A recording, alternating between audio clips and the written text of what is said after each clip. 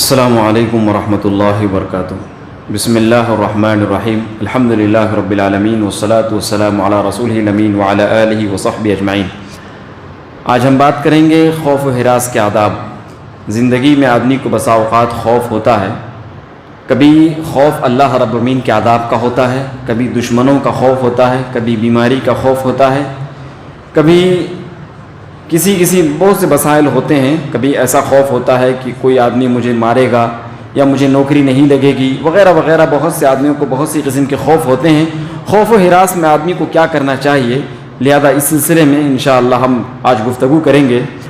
تو پہلا ادب یہ ہے کہ مومنانہ بصیرت اختیار کرنا چاہیے۔ مومنانہ بصیرت اختیار کرنا چاہیے، سوچنا چاہیے، فکر کرنا چاہیے کہ آخر ہمارے اوپر یہ جو خوف لاحق ہوئی ہے، یہ جو ہمارے اوپر دہشت لاحق ہوئی ہے، اس کی وجہ کیا ہے، اس کی وجہ تلاش کرنا چاہیے۔ اور عمومی طور پر جو اصل میں وجہ ہوتی ہے وہ اپنے ہاتھوں کے کرتوت ہوتے ہیں۔ اللہ تعالیٰ نے سورہ شورى کے اندر بیان فرمایا ہے وَمَا أَصَابَكُم مِّن مُّصِيبَةٍ فَبِمَا كَسَبَتْ أَيْدِيكُمْ وَيَعْفُو عَن كَثِيرٍ، کہ جو وہ تمہارے اوپر مصیبتیں لاحق ہوتی ہیں وہ تمہارے اپنے ہاتھوں کے کمائے ہوئے ہیں، تمہارے اپنے ہاتھوں کے کرتوت ہیں، لیکن رب العالمین تمہارے بہت سے ہاتھوں کے کرتوتوں کو بھی معاف کر دیتا ہے، درگزر کر دیتا ہے۔ لہذا آدمی کو مومنانہ بصیرت اختیار کرنا چاہیے۔ مومنانہ بصیرت آپ نے اختیار کر لی، لہذا آپ کو اس کی وجہ تلاش کرتے ہوئے اللہ رب العالمین کی جانب رجوع کرنا چاہیے۔ توبوا الی اللہ، اللہ رب العالمین سے توبہ کرنا چاہیے۔ اللہ رب العالمین کی جانب رجوع کرنا بے حد ہی ضروری ہے۔ لہذا یہ مومنانہ بصیرت ہے۔ آدمی بسا اوقات کیا کرتا ہے کہ کسی کی وجہ سے اگر کسی معاشرے میں مصیبت کسی کو لاحق ہو جاتی ہے تو وہ اسی آدمی کو وجہ سمجھتے ہوئے اسی آدمی کو ہر کوئی آدمی کوستا ہے اور کہتا ہے اگر یہ ایسا نہیں کرتا تو ایسا نہیں ہوتا، اگر یہ ایسا نہیں کرتا تو ایسا نہیں ہوتا۔ یہ کلمہ بھی شرک والا کلمہ ہے، یاد رکھیے یہ کلمہ شرک والا کلمہ ہے۔ اور یہ بات بھی اپنے ذہن میں رکھیے کہ اللہ رب العالمین جس قوم کے اوپر جو مصیبت لاحق کرنا چاہتا ہے وہ لاحق کر کے رہتا ہے۔ اللہ تعالیٰ سے کوئی ٹال نہیں سکتا۔ قُلْ لَن يُصِيبَنَا إِلَّا مَا كَتَبَ اللَّهُ لَنَا، اے محمد صلی اللہ علیہ وسلم آپ کہہ دیجئے کہ ہمارے اوپر جس قسم کی بھی جو بھی مصیبتیں لاحق ہوتی ہیں وہ صرف اور صرف رب العالمین نے لکھ دیا ہے، اس وجہ سے ہم پر مصیبتیں لاحق ہوتی ہیں، اور وہی تو ہمارا مولا و مددگار ہے، وہ ساجی ہے۔ تو لہذا مومنانہ بصیرت یہ ہے کہ آدمی کو کسی فرد کی جانب اشارہ کرنے کے بجائے پورے معاشرے کی اصلاح بھی کرنی چاہیے اور معاشرے کو شرک سے بھی محفوظ رکھنے کی کوشش کرنا چاہیے اور اس کی بھی اصلاح کرنا چاہیے۔ اس کو اگر سزا ہے تو اس کو سزا دینا چاہیے، اس کی وجہ ضرور تلاش کرنا چاہیے کہ ہمارے درمیان کوئی منافق تو نہیں ہے جس کی وجہ سے ہمیں پریشانیوں کا سامنا کرنا پڑ رہا ہے۔ اسی طریقے سے بزدلی و بے ہمتی نہیں اختیار کرنا چاہیے۔ آدمی کے اوپر خوف و ہراس طاری ہو گئی، مصیبت لاحق ہو گئی تو لہذا آدمی کو بے ہمتی اور بزدلی نہیں کرنا چاہیے۔ اللہ رب العالمین نے اس سے آدمی کو منع فرمایا ہے وَلَا تَهِنُوا وَلَا تَحْزَنُوا وَأَنْتُمُ الْأَعْلَوْنَ إِن كُنتُم مُؤْمِنِينَ۔ اللہ نے بیان فرمایا کہ نہ غم کرو، نہ بزدل بن جاؤ، نہ کم ہمتی کے شکار ہو جاؤ۔ اگر تم حقیقت میں مومن ہو تو تم ہی سربلند رہو گے۔ تو لہذا اللہ رب العالمین نے یہ بیان فرما دیا ہے۔ تو آدمی کو کیا ہے، بزدلی اختیار نہیں کرنا ہے، کم ہمتی کا شکار نہیں ہونا ہے، آدمی کو ڈٹ کر اس کا مقابلہ کرنا چاہیے۔ اگر دشمن ہے تو دشمن سے آپ زبان کے ذریعے سے جہاد کر سکتے ہیں تو جہاد کیجیے، اپنے ہاتھوں کے ذریعے سے جہاد کر سکتے ہیں تو جہاد کیجیے۔ اگر آپ بزدل بن کر کے ان کو آنے کا موقع دیں گے تو وہ آپ کے گھر میں گھس جائیں گے، آپ کے بہو اور بیٹیوں پر بھی اپنا قبضہ جما لیں گے۔ اللہ کے نبی صلی اللہ علیہ وسلم نے سنن ابی داؤد کی روایت، کل بھی درس میں نے بیان کیا وہی حدیث آج بھی دوہرا دیتا ہوں۔ ابو داؤد کی روایت، رسول اللہ صلی اللہ علیہ وسلم نے بیان فرمایا کہ لوگ ہمارے اوپر اس طریقے سے ٹوٹ پڑیں گے جس طریقے سے لوگ دسترخوان پہ ٹوٹ پڑتے ہیں۔ صحابہ کرام نے کہا اللہ کے نبی کیا ہماری تعداد کم ہوگی؟ آپ صلی اللہ علیہ وسلم نے فرمایا کہ نہیں، تمہاری تعداد بہت زیادہ ہوگی، لیکن اس کی وجہ کیا ہوگی؟ حب الدنیا و کراہیت الموت، تم دنیا سے محبت کر بیٹھو گے اور موت سے نفرت کر بیٹھو گے، جس کی وجہ سے قومیں تم پر ٹوٹ پڑے گی، تمہیں جیسا چاہے استعمال کرے گی۔ تو لہذا آدمی کو بزدلی اور ہمتی، بے ہمتی، کم ہمتی اگر کوئی آدمی دکھائے گا تو یقینی طور پر دشمن اس کے گھر میں گھس جائے گا، دشمن مزید اس کے اوپر خوف مسلط کر دے گا، خوف اس کے اوپر طاری ہو جائے گی، زندگی ڈرتے ڈرتے ہوئے گزر جائے گی۔ اس لیے آدمی کو چاہیے کہ بزدلی کے شکار نہ ہو، کم ہمتی کے شکار نہ ہو۔ جو آدمی بزدل ہوتا ہے وہ حقیقت میں اپنے آپ کو پہچانا نہیں، آخرت کے بارے میں جانا نہیں، اللہ رب العالمین کی قدرت کو اس نے جانا نہیں، تو لہذا بزدلی نہیں دکھانا چاہیے۔ نمبر 3، ترک معصیت۔ اگر آپ کوئی گناہ کر رہے ہوں اور آپ کہہ رہے ہوں کہ مجھ پر مصیبتیں آتی ہیں، پریشانیاں آتی ہیں، لیکن آپ ان نامومنانہ بصیرت اختیار کرتے ہوئے نہ گناہوں کو چھوڑتے ہیں اور اب بزدلی وغیرہ کے شکار بھی ہوتے ہیں. تو لہذا آدمی کو چاہیے کہ سب سے پہلے اس کا علاج کرنے کے لیے معصیت کو چھوڑ دیں. معصیت کو چھوڑ دیں. کوئی بھی آدمی اگر برائی کا کام کرے گا تو رب العالمین اس کی وجہ سے اس کو سزا تو ضرور دے گا. اس لیے آدمی کو چاہیے کہ معصیت چھوڑ دے. ابو داؤد وغیرہ کی روایت میں ہے رسول اللہ صلی اللہ علیہ وسلم نے بیان فرمایا کہ جو قوم ناپ تول میں کمی کرے گی, زناکاری کرے گی, رب العالمین اس کے اوپر خوف و ہراس لاحق کر دے گا اور رب العالمین اس قوم کو عذابوں میں مسلط کر دے گا. اس قوم پر زلزلے آئیں گے اور بعض روایتوں میں ہے کہ ان پر فاقے بھی آئیں گے. تو لہذا اللہ کے نبی صلی اللہ علیہ وسلم نے بہت سے گناہوں کے بارے میں گناتے ہوئے بیان فرمایا ہے کہ اس کی وجہ سے آدمی کو زلزلے کا شکار ہونا پڑے گا, اس کی وجہ سے آدمی کو فلاں فلاں گناہوں کا شکار ہونا, فلاں فلاں عذاب کا شکار ہونا پڑے گا. تو اس لیے آدمی کو کیا چاہیے, معصیت کو چھوڑ دینا چاہیے. ہر قسم کے گناہوں کو نجی طور پر, ذاتی طور پر اور اسی طریقے سے اپنے گھر والوں کو بھی, اہل خانہ کو بھی ہر قسم کے گناہوں سے محفوظ رکھنے کی کوشش کرنا چاہیے. آپ کے گھر کے اندر بار بار بیماریاں آ رہی ہیں, آپ کے گھر سے بیماریاں جانے کا نام نہیں لے رہی ہیں, تو سب سے پہلے آپ اپنے گھر کی اصلاح کرنے کی کوشش کیجیے. اللہ سے دعائیں کیجیے. رب العالمین آپ کے گھر, اگر آپ اپنے گھر کی اصلاح کریں گے, گناہوں کو چھوڑ دیں گے, مومنانہ بصیرت اختیار کر لیں گے, رب العالمین مصائب و آلام کو بھی دور فرما دے گا, خوف و ہراس کو آپ کے گھر سے ختم کر دے گا. اسی طریقے سے چوتھی چیز کیا ہے, حق کی حمایت کرنا چاہیے. بہت سے لوگ ایسے ہوتے ہیں کہ دشمن سے ڈٹ کر مقابلہ نہیں کر پاتے ہیں, لیکن کیا اگر دشمن سے ڈٹ کر مقابلہ کرنے والی کوئی جماعت کھڑی ہوتی ہے, کوئی آدمی کھڑا ہوتا ہے, تو کیا اس کا بھی ساتھ نہ دیں؟ اس کا آپ کو ساتھ دینا پڑے گا. نبی صلی اللہ علیہ وسلم نے ارشاد فرمایا, انصر اخاک ظالما او مظلوما, اپنے بھائی کی مدد کرو, ظالم ہو پھر بھی, مظلوم ہو پھر بھی. صحابہ کرام نے پوچھا اللہ کے نبی صلی اللہ علیہ وسلم, مظلوم کے بارے میں تو بات سمجھ میں آئی, کوئی آدمی کسی آدمی کو مار رہا ہے, کوٹ رہا ہے, تو لہذا اس کو کہا جائے کہ اس آدمی کو بچا لیا جائے. مظلوم کی آپ مدد کریں, اس آدمی سے مقابلہ کریں, ڈٹ کر اس آدمی سے لڑیں جھگڑیں جو آدمی اس کے اوپر ظلم ڈال رہا ہے. ظالم کی ہم کیسے مدد کریں؟ نبی صلی اللہ علیہ وسلم نے ارشاد فرمایا کہ اس کا ہاتھ ظلم سے روک لو. یہی کیا ہے, ظالم کی مدد کرنی ہے. تو اللہ کے نبی صلی اللہ علیہ وسلم نے بیان فرمایا کہ ظالم کی مدد کرنی ہے تمہیں, مظلوم کی بھی مدد کرنی ہے. اور اللہ تعالیٰ نے سورہ انفال کے اندر ارشاد فرمایا, وَإِنِ اسْتَنصَرُوكُمْ فِي الدِّينِ فَعَلَيْكُمُ النَّصْرُ, اگر دین کے معاملے میں تم سے مدد طلب کی جائے, دین کے معاملے میں تمہاری حمایت طلب کی جائے, تو لہذا تمہارے پر فرض ہے کہ تم ان کی حمایت کرو, تم ان کی مدد کرو. تو لہذا اللہ رب العالمین نے ہر مسلمان پر بفرد نفیس اللہ رب العالمین نے یہ فرض کر دیا ہے, ہر انسان پر اللہ تعالیٰ نے اس بات کو فرض کر دیا ہے کہ وہ حق کی حمایت کرے, حق کی مدد کرے. اللہ رب العالمین نے اس چیز کو ہر مسلمان پر فرض کر دیا ہے. اب کوئی مسلمان بولے گا کہ نہیں میں حق کی حمایت نہیں کروں گا, تو یقیناً وہ اللہ تعالیٰ کی قرآن کے ایک آیت کا انکار کر رہا ہے, اللہ تعالیٰ کے اس فرمان کا انکار کر رہا ہے, جس کی وجہ سے وہ آدمی فاسق و فاجر ہو سکتا ہے. اس لیے کیا ہے, آدمی کو حق کی حمایت کرنا چاہیے. اگر حق کے ساتھ کھڑے ہو کر کے مقابلہ نہیں کر پاتا ہے تو کم از کم حق کی حمایت تو آدمی کو ضرور کرنا چاہیے, ورنہ وہ آدمی فاسق و فاجر ہو کر کے زندگی گزارنے والا ہوگا. نمبر 5, معاشرے کی اصلاح کرنا چاہیے. معاشرے کے اندر آپ دیکھیے کوئی گناہ کا کام ہو رہا ہے, اس گناہ کو روکنے کی کوشش کیجیے, ہے نا. بذات خود تو آپ اپنے آپ کو گناہوں سے بچا لیے, معصیت کو آپ نے چھوڑ دیا, گناہوں سے آپ محفوظ ہو گئے.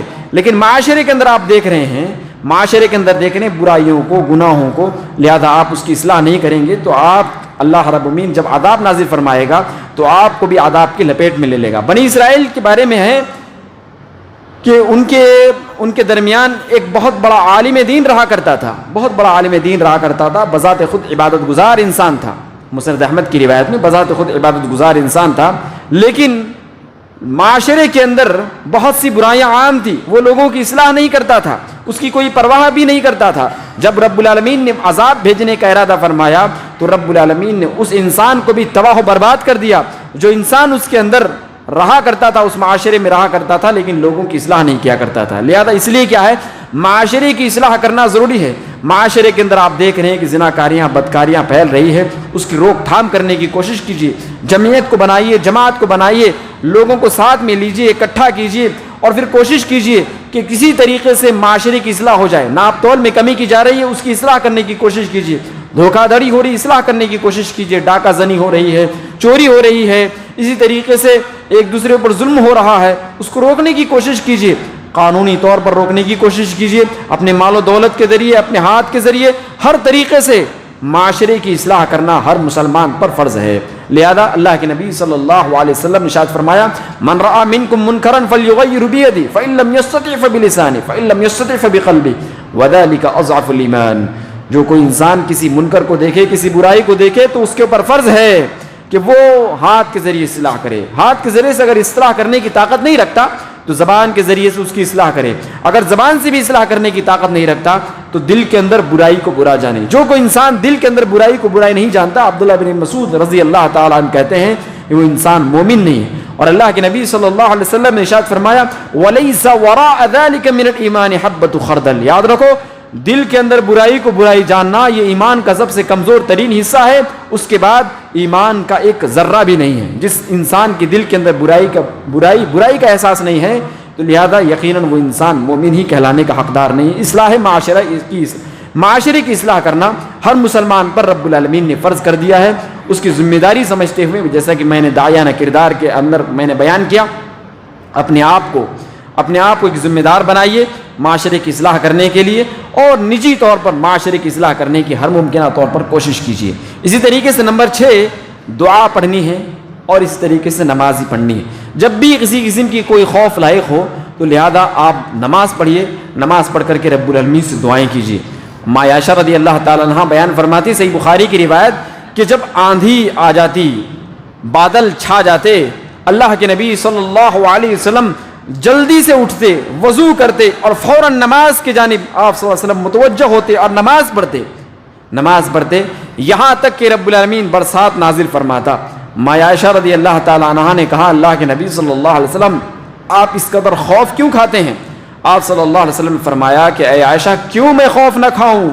قوم عاد نے بھی اسی طریقے سے سمجھا تھا کہ ہمارے اوپر بدلی آ رہی ہے، ہم پر برسات ہوگی، ہم پر جو آندھیاں آ رہی ہیں ہمارے جانب رحمت آ رہی ہے، لہذا لیکن رب العالمین ان پر عذاب نازل فرما دیا، اس پوری قوم کو تباہ و برباد کر دیا، اس لیے میں ڈرتا ہوں۔ تو لہذا آدمی کو جب بھی کسی قسم کا کوئی خوف لاحق ہو تو آدمی کو دعا کرنا چاہیے، نماز پڑھنی چاہیے۔ اور جنگ بدر کے بارے میں بھی روایت میں ہے، بخاری کی روایت میں عمر بن خطاب رضی اللہ تعالیٰ راوی حدیث ہے، اللہ کے نبی صلی اللہ علیہ وسلم بدر کی رات، آپ صلی اللہ علیہ وسلم سے صبح میں لڑائی ہونے والی ہے جنگ میں، آپ صلی اللہ علیہ وسلم بدر کی رات میں کھڑے ہو کر کے رب العالمین سے دعائیں کر رہے تھے۔ آپ صلی اللہ علیہ وسلم کا چادر مبارک آپ صلی اللہ علیہ وسلم کے اظہر مبارک سے گر جا رہا تھا، لہذا اللہ کے نبی صلی اللہ علیہ وسلم زار و قطار رو کر کے رب العالمین سے دعائیں کر رہے تھے۔ اور بھی بہت سی دعائیں ہیں، دشمن کا خوف، اللہم انا نجعلک فی نحورہم ونعوذ بک من شرورہم، آپ کی جانب کوئی آندھی آ رہی ہے، کوئی برسات طوفان وغیرہ آ رہی ہے تو اس طریقے سے آپ دعائیں کیجیے۔ اس کے بارے میں بھی اللہ کے نبی صلی اللہ علیہ وسلم نے دعائیں سکھلائیں، اللہم انی اسألک خیرہا واعوذ بک من شرہا وشر ما ارسلت بہ، اللہ کے نبی صلی اللہ علیہ وسلم نے دعائیں سکھلائی ہیں، لہذا ان دعاؤں کا اہتمام کیجیے۔ دشمن کے خوف سے اور اس طریقے سے بیماریوں کا خوف ہے، پھر بھی رب العالمین سے دعائیں کیجیے۔ دعا مومن کا ایک عظیم ہتھیار ہے، دعا کا اگر آدمی استعمال کرے گا رب العالمین اس کی وجہ سے تقدیر کو بھی مٹا دے گا، تقدیر کے اندر بھی رد و بدل کر دے گا۔ یمحو اللہ ما یشاء ویثبت، آپ لوگ کہتے ہیں کہ تقدیر رب العالمین مٹائے گا، نہیں مٹا نہیں سکتا۔ اللہ تعالیٰ نے قرآن مجید کے اندر بیان فرمایا یمحو اللہ ما یشاء ویثبت، جس چیز کو چاہے اللہ مٹا دے اور جس چیز کو چاہے اللہ باقی رکھ دے۔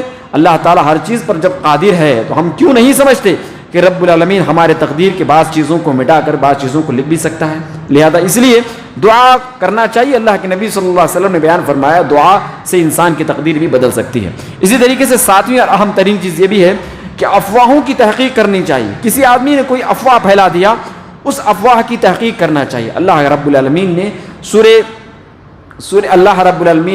یا ایھا الذین آمنوا سورہ حجرات کے اندر اللہ تعالیٰ نے بیان فرمایا یا ایھا الذین آمنوا ان جاءکم فاسق بنبأ فتبینوا ان تصیبوا قوما بجہالہ فتصبحوا علی ما فعلتم نادمین۔ مومنو، جب تمہارے پاس کوئی فاسق، کوئی آدمی تمہارے پاس کوئی خبر دینے کے لیے آئے تو تم اس کی تحقیق کر لو، اس سے پہلے کہ تمہیں اس پر عمل کر کے شرمندگی کا سامنا کرنا پڑے۔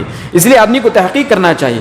ایک اور آیت کے اندر اللہ رب العالمین نے بیان فرمایا، اللہ تعالیٰ نے ارشاد فرمایا وَإِذَا جَاءَهُمْ أَمْرٌ مِّنَ الْأَمْنِ أَوِ الْخَوْفِ أَذَاعُوا بِهِ وَلَوْ رَدُّوهُ إِلَى الرَّسُولِ وَإِلَى أُولِي الْأَمْرِ مِنْهُمْ لَعَلِمَهُ الَّذِينَ يَسْتَنبِطُونَهُ مِنْهُمْ۔ کیوں نہیں ایسا ہوا کہ جب ان کے پاس کوئی خوف یا کسی امن کی بات آئی تو اس کو پھیلانے سے پہلے وہ اللہ کے نبی صلی اللہ علیہ وسلم کو سناتے، یا ان لوگوں کو سناتے جو قوم کے حکمراں ہیں, جو قوم میں اثر رکھنے والے افراد ہیں, ان کو سناتے. تو لہذا وہ تحقیق کر لیتے, معلوم کر لیتے کہ یہ بات صحیح ہے یا غلط ہے. اس لیے آدمی کو چاہیے افواہوں کی تحقیق مکمل طور پر کر لینا چاہیے. تو خوف و ہراس کے آداب کے حوالے سے میں نے یہ 7 باتیں بیان کی. سب سے پہلی بات کیا ہے, مومنانہ بصیرت اختیار کرنا چاہیے کہ آخر ہمارے اوپر جو عذاب آیا ہے, جو خوف و ہراس ہم پر لاحق ہوئی ہے, اس کی وجہ کیا ہے. اللہ رب العالمین نے قوم سبا کے اوپر خوف و ہراس کو لائق فرمایا تھا ان کی ناشکری کی وجہ سے. تو لہذا ہمیں وہ تحقیق کرنا چاہیے کہ اس کی وجہ کیا ہے. نمبر 2 کیا ہے, جب بھی دشمن وغیرہ کا کسی قسم کا کوئی خوف ہو تو بزدلی نہیں دکھانا چاہیے اور کم ہمتی کے بھی شکار ہرگز نہیں ہونا چاہیے. اور نمبر 3, گناہوں کو فوراً چھوڑ دینا چاہیے. گناہ اگر فوراً نہیں چھوڑیں گے تو یقیناً رب العالمین آپ کو اپنے عذاب کے لپیٹ میں لے کر کے دشمنوں کے خوف و ہراس آپ پر مسلط فرما سکتا ہے. اسی طریقے سے نمبر 4 کیا ہے, آدمی کو حق کی حمایت کرنا ضروری ہے. حق کا ساتھ دینا ہر حال میں ضروری ہے. اگر کوئی آدمی حق پر ہے تو اس کے حق کی حمایت آپ کریں. اسی طریقے سے نمبر 5 کیا ہے, اصلاح معاشرہ. معاشرے کی اصلاح کرنا ہے, معاشرے کے اندر توحید کو عام کرنا ہے, شرک کو مٹانا ہے, بدعات کو مٹانا ہے, سنت کو عام کرنا ہے. لہذا لوگوں کے درمیان اتحاد و اتفاق کو پیدا کرنا ہے, معاشرے کی اصلاح کرنا ہے. نمبر 6, دعا کرنا ہے, نمازیں پڑھنی ہیں. اور اسی طریقے سے نمبر 7, مکمل افواہوں کی تحقیق کرنی ہے. یا اگر تحقیق نہیں کر سکتے تو ان افراد تک آپ پہنچائیے جو اس کی تحقیق کر سکتے ہیں یا تحقیق کرنے کے لائق فائق افراد ہیں. لہذا آپ ان تک اپنی باتوں کو پہنچائیے, اپنے رہنماؤں تک پہنچائیے, اپنے حکمرانوں تک پہنچائیے تاکہ وہ ان کی مکمل تحقیق کر لیں. تو یہ 7 آداب میں نے بیان کی. اللہ تعالیٰ سے ہم دعا کرتے ہیں کہ رب العالمین خوف و ہراس کے تمام آداب پر ہم سب کو عمل کرنے کی توفیق عنایت فرمائے. دنیا و آخرت میں ہمیں ہر قسم کی بھلائی عنایت فرمائے اور موت کے بعد ہم سب کا ٹھکانہ جنت الفردوس بنائے. آمین. سبحانک اللہم و بحمدک, اشہد ان لا الہ الا انت, استغفرک و اتوب الیک.